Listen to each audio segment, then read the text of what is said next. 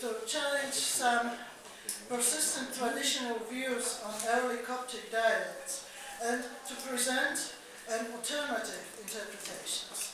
These are sections 2 and 3. But before, of course, I would like to explain what are these mysterious abbreviations RL, L asterisk, and why I chose another approach to interpret this data. So, what is L? L is a so-called siglum that is a symbolic indication of a Coptic dialect called Lycopolitan or Asiutic, as Lycopolis was a Greek name of the city of Asiut in the antiquity. It is attested in written text from about the end of the 3rd century and to the end of the 4th century AD, so these are earliest texts written in fully fledged Coptic. It is also called Sapakminic, with a sigle of symbol A2, which roughly means north of the city of Akhmin. And this is a vague geographical indication, but also the geographical connection with the city of Asiut is unclear, actually not existent. Some people say Asiut was the northernmost border, some people said it was not. Also, it is very important to know that L is not a single dialect, but a set of geographically dispersed and distinct varieties, which are indicated by the letter L with an index, mostly a number, but also an asterisk. And every corpus and even single text exhibit linguistic peculiarities, which were meticulously described by scholars such as Shen, Nagel, or Funk, and which are, of course, not the subject of my today's presentations. It is important, nevertheless, to notice that these differences are regard mostly the use of vowels and spelling conventions in less extent, much less extent, morphology.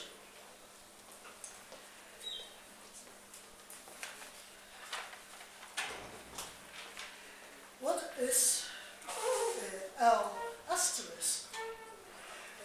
This is an indication of the idiom of the Manichaean text from Kelis, which is now called Ismat el-Harab in the Dakhla oasis.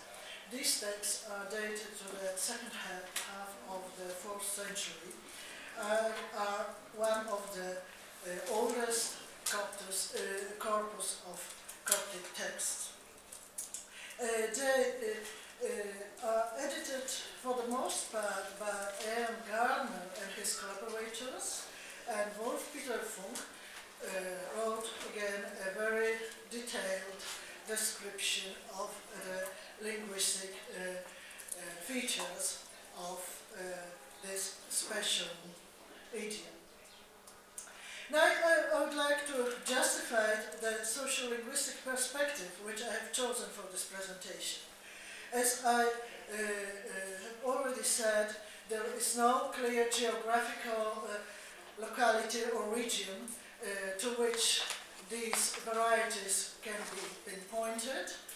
Just it is not for mesochemic, as we heard this morning. There is no historical continuity, but the very fact of the abrupt emergence and disappearance of these varieties indicates a radical change of linguistic behavior of some groups.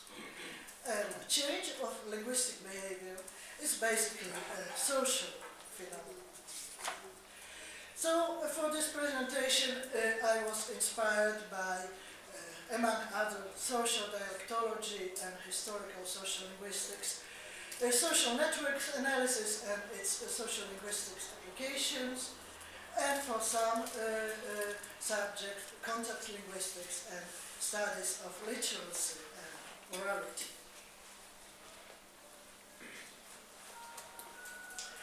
There are two persistent myths about early Coptic which I would like to challenge in this presentation. First, that early Coptic texts show us how the Egyptians spoke in a particular locality or region. And second, that Coptic was used by the Egyptian Christians in order to convert simple people who lacked the command of Greek. The alternative view of early Coptic, which I would like to defend here, is the following. Early Coptic is originally a constructed literary language, akin to a secret language, intended for in-group communication with in particular ascetic communities of the 4th century Egypt. And from this it follows that the linguistic peculiarities of our asterism should be seen in this light. So, does Coptic represent spoken Egyptian of a particular region? According to me, it doesn't. Coptic is a literary language, and early Coptic texts are texts of the highest status and highest literary and intellectual quality. Predominantly, there are translations of Holy Scriptures and of theological and philosophical studies, including Manichaean and Gnostic treatises. It can safely be assumed that the writers rather tried to distance themselves from any vernacular. Certainly, a substantial percentage of the inhabitants of Egypt in the 3rd and 4th centuries must have spoken a form of Egyptian, but there is no evidence of what the spoken Egyptians could have been like, as there are no sound recordings of this time. What can be studied, and what is discussed in this presentation, is literary Coptic, as represented by various scribal traditions. From our ethnocentric perspective, we often take it for granted that people put down what they otherwise would say. In a milieu of restricted literacy, however, literacy practices can have more symbolic than utilitarian functions. Then this is illustrated by the following quotation from eminent scholar in this field, Street. Literacy was not simply a set of functional skills, but rather it was a set of social practices deeply associated with identity and social position.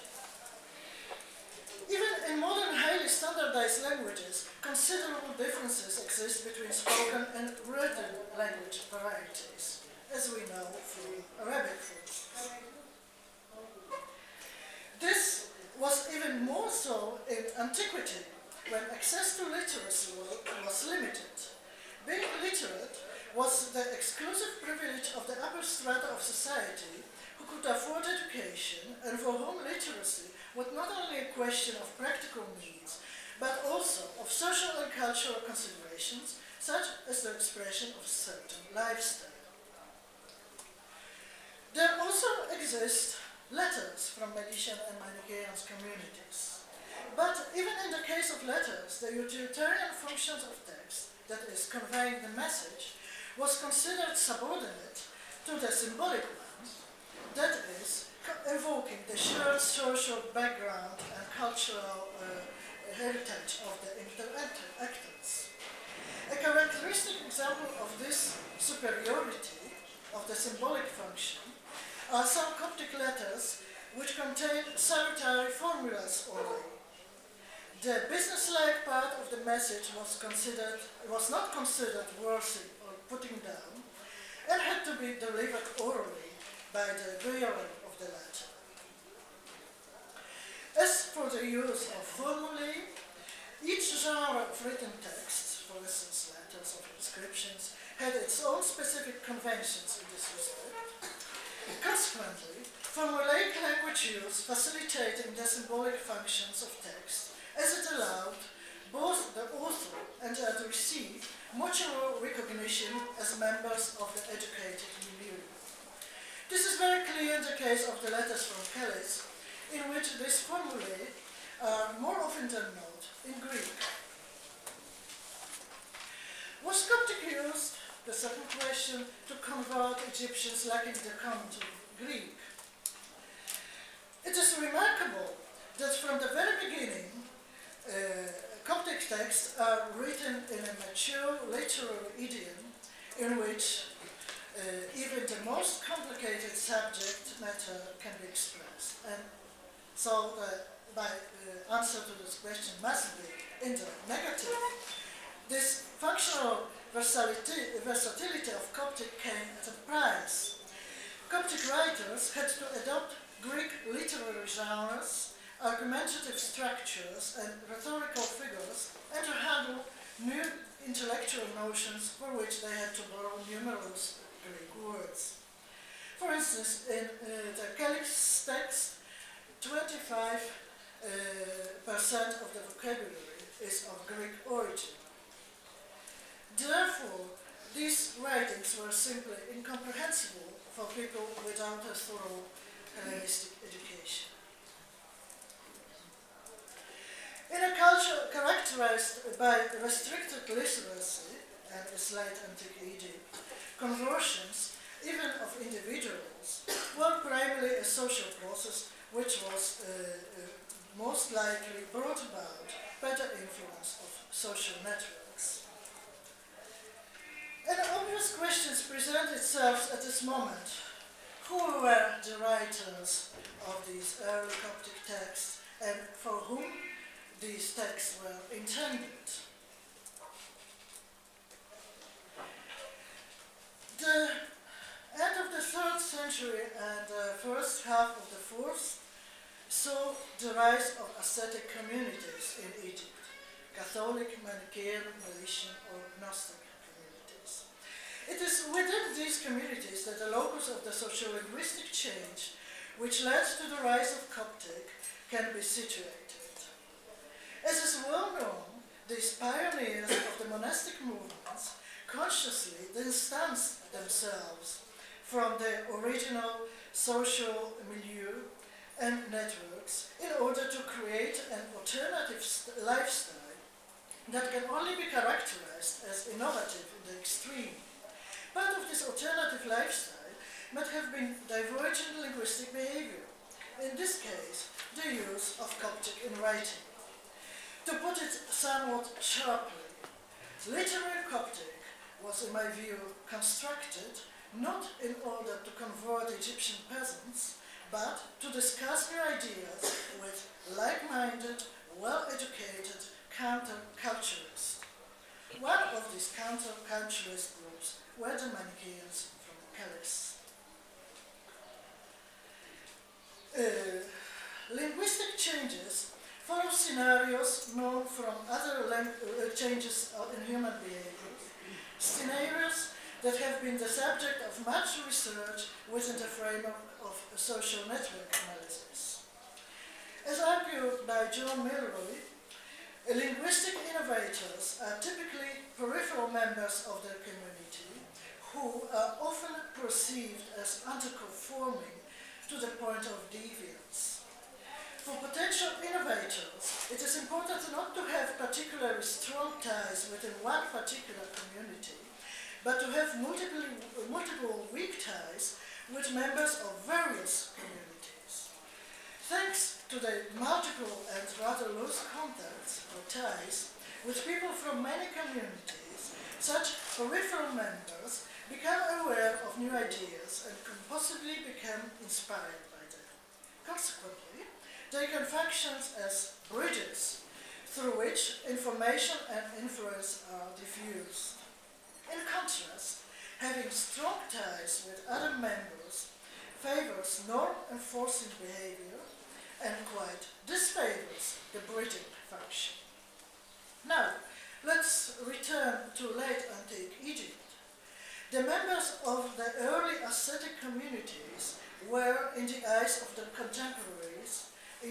underconforming to the point of deviance.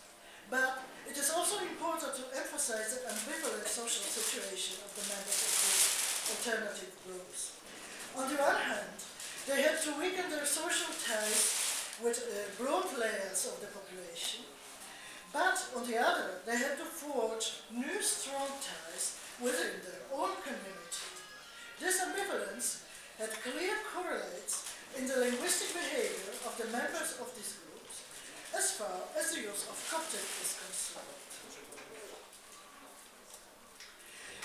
The early texts, which were written in Coptic with Greek characters and with lots of Greek borrowings, were inaccessible to both speakers of Egyptian lacking Hellenistic education and to people literate in Greek without the comment of Egyptian. Writing in Coptic implies thus the exclusion of potential readers who belong to either of these two groups, probably a greater part of potential readers' public. This can be interpreted as a so-called negative act of identity, underlying the construction of the so-called secret languages.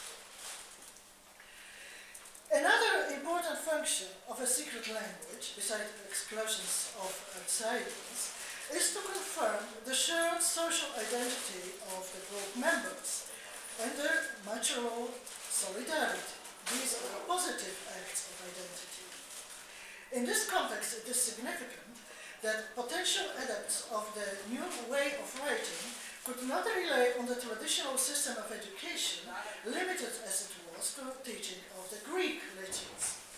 The education in Coptic writing at this initial stage took place within one's own community, as amply testified by the Kelly's letters. In this way, one acquired linguistic norms which were accepted in this particular community and not outside it.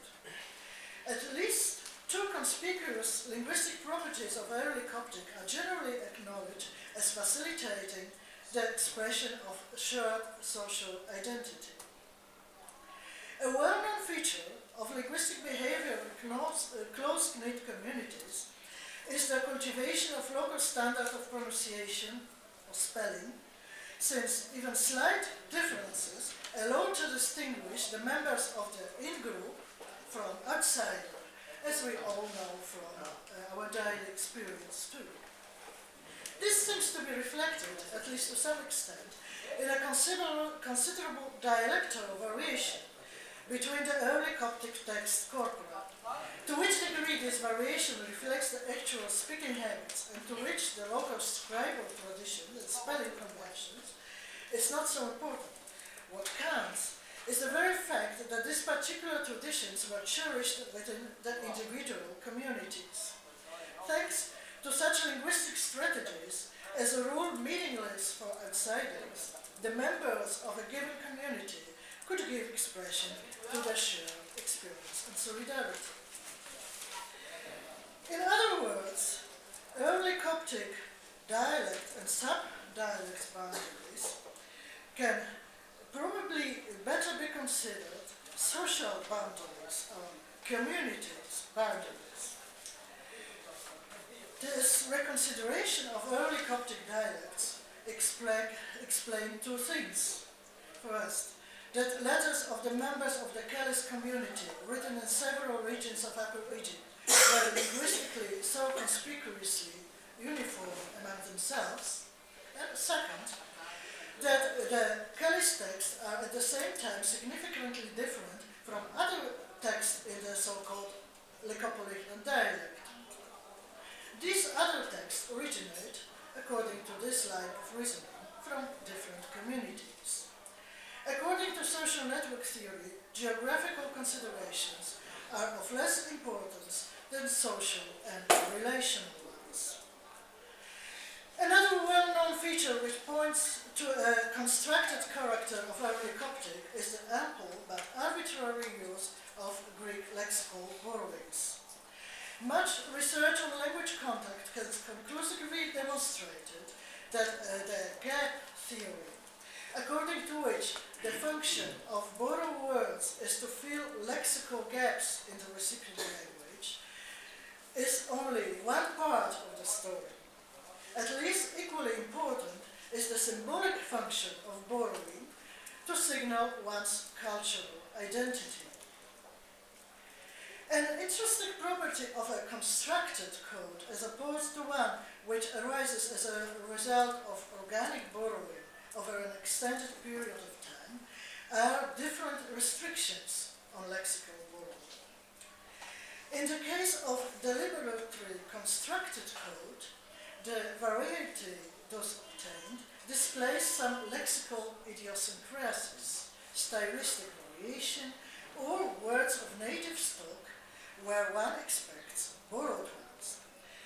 This arbitrary character of Greek lexical borrowings into Coptic was already signaled by Casser, and can be illustrated in the case of the Kelly's text by these two words, Zach, teacher, and Katermenos, Katerman.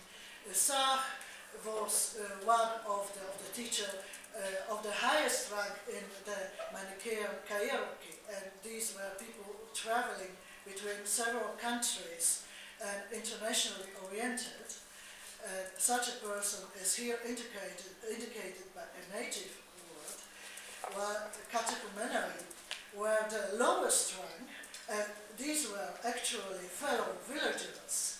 So you use a native word for international person and the Greek word for your fellow villagers, neighbors. It seems quite illogical, but it confirms this arbitrary character. Besides, it's also interesting to notice that Sahidic texts from Calais are not Manichaean, but Catholic. As is well known, Sahidic, just as Lycopolitan, can hardly be pinpointed as a dialect of a specific region or locality in Upper Egypt. It is tempting to hypothesize that the variety of Coptic, which is called Sahidic, was the one which, by a historical coincidence, the Catholic communities, for instance, especially the one of Pachomius and his successors, adapted for their purposes, and which they passed on to their followers. Summary and conclusions. In these presentations, I argued that Coptic is not simply an Egyptian vernacular of one place or another, but a constructed literary language that is a prestige variety. In order to stress this point, I consistently spoke of the writers or users instead of speakers of Coptic. I also avoided simplistic equations between language use and ethnic identity. For instance, Morgos speaks Coptic, so Morgos is Copt. Incidentally, I carefully avoided to use the term Copts, anachronistic for the time before the Arab conquest. The association of Coptic with Christianity is due to its rise and development within early ascetic communities, which were the locus of innovative and highly regarded social practices in late antiquity. I argued that early Coptic was an in-group variety akin to a secret language, which was used as a linguistic correlate of innovative social practices in these ascetic communities. Specifically, one of these early communities were the writers and readers of the Kelly's texts. Furthermore, I argued that dialect boundaries should better be reinterpreted as community boundaries. My interpretation was inspired by insights from historical social linguistics, social dialectology, and social network analysis These insights allowed me to explain in a natural and coherent way several apparent oddities which were left unexplained by traditional accounts. For example, the linguistic differentiation of the particular corpora and the proliferation of distinct varieties of Coptic. This can be explained by referring to particular norms maintained and taught within a particular close-knit community. Then, the geographical dispersion of these varieties as social networks are based on the relation between their members and not on the geographical contingency. Then, the arbitrary character of lexical borrowings from Greek as characteristic for a deliberate as opposed to spontaneous borrowing, and finally, the sudden appearance and disappearance of most Upper Egyptian varieties of Coptic in the 4th century. Thank you.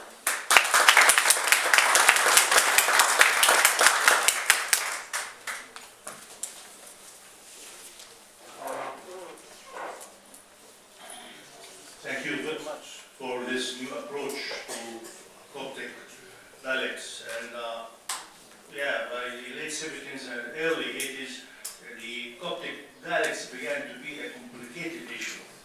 And I am glad that our symposium now beginning of new approaches how to understand and how to appreciate, well, to discuss this issue, complicated issue of Coptic dialects. We have 5 minutes for discussion, and then I would like that we all go after that to in front of the hall of dinner, or a place where we take our breakfast, to know from there when we will go to the bus. The bus is waiting outside. Where? Outside. Outside here. Okay, so this is go direct to the bus. The sooner we go, the more we can do that. Okay, so Dinner will be served there. in the room or where? In the room. So okay, so Dinner will be served there as soon as you arrive, and the bus is outside. We need to meet. no, you mean the lunch will be served there? The lunch. Dinner will be here, right? The lunch, I'm sorry. Take sandwiches. We need to move in 10 minutes. Okay. Some people have to go to the rooms. So we start 10 to 12 will be okay? 12 o'clock? No, 10 to 12. 10 to 12. 10 to 12 will be okay. So any question, please? Thank you very much for your presentation.